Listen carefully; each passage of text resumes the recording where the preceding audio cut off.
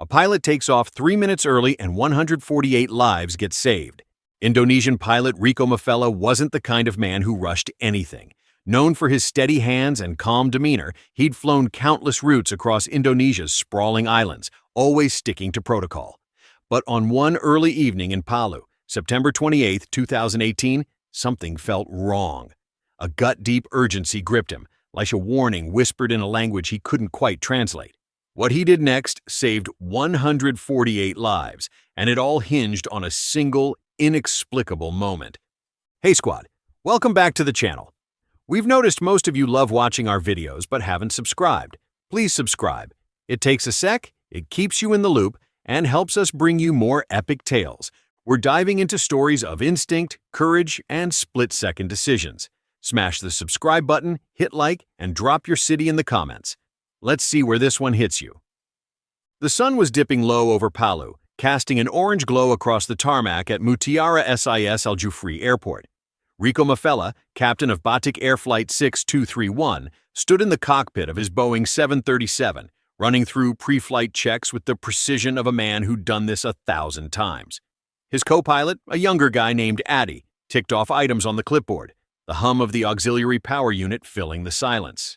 Outside, 148 passengers, families, business travelers, a few backpackers, settled into their seats, unaware that their lives were about to hang on a thread.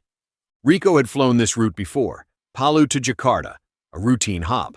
But as he adjusted his headset, a strange restlessness crawled up his spine.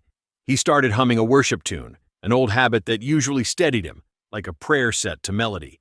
Today, though, the notes came out jagged, rushed, like his heart was trying to outrun something. He stopped, frowning. "Everything okay, Captain?" Adi asked, glancing over. Rico nodded, but his hands tightened on the yoke. Something wasn't right. The cockpit was warm, the air thick with the faint smell of jet fuel and electronics. Rico scanned the instruments. Fuel, hydraulics, all green. Clearance was set for 6 p.m., 5 minutes away. But that feeling, that itch in his gut, grew sharper, like a needle pricking deeper. He tried to shake it, running through mental checklists. Weather? Clear. Maintenance logs? Spotless. Yet the unease wouldn't quit. It was more than nerves. It was a voice, not quite his own, urging him to move. Be quick. Get out. Now. He glanced out the window. Ground crew were still loading the last bags, their orange vests catching the fading light. Rico's pulse quickened. He'd never broken protocol in 20 years of flying, never pushed a schedule for no reason. But this wasn't no reason. It was a pull, a certainty he couldn't name. "Adi," he said, voice low, "tell the crew to speed it up. We're leaving early."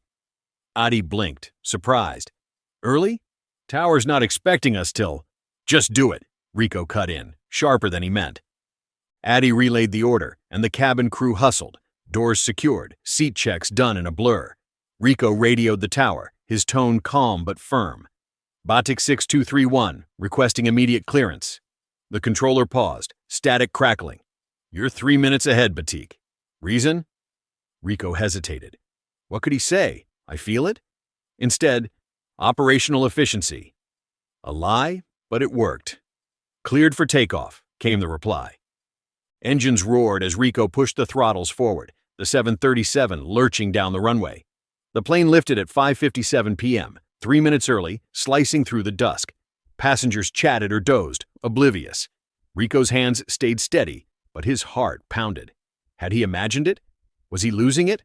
Then, as the altimeter climbed past 2,000 feet, the radio crackled. Static. Silence. Something was wrong. At 5:55 p.m., 2 minutes before their scheduled departure, the earth beneath Palu convulsed. A 7.5 magnitude earthquake tore through the city, ripping roads apart, collapsing buildings. A tsunami followed, waves swallowing entire neighborhoods. At the airport, the control tower crumbled, radios dead, runways cracked. Had Rico waited those extra 3 minutes, Flight 6231 would have been taxiing, trapped on a fracturing tarmac, at the mercy of chaos. Safely airborne, Rico didn't know the scale of it until they landed in Jakarta. News reports flooded in. Thousands dead. Palu in ruins. He sat in the crew lounge, staring at the TV, hands shaking. Adi approached, voice quiet. "How'd you know, Captain?" Rico didn't answer. He couldn't. Was it instinct? Faith? Something bigger? All he knew was this: 148 souls were safe because he listened to a feeling he didn't understand. That's the kind of story that sticks with you, when a split-second choice changes everything. If this hit you, hit subscribe. We've got more real stories of grit and instinct coming. Tell us in the comments, ever had a hunch you couldn't explain? Let's keep this going.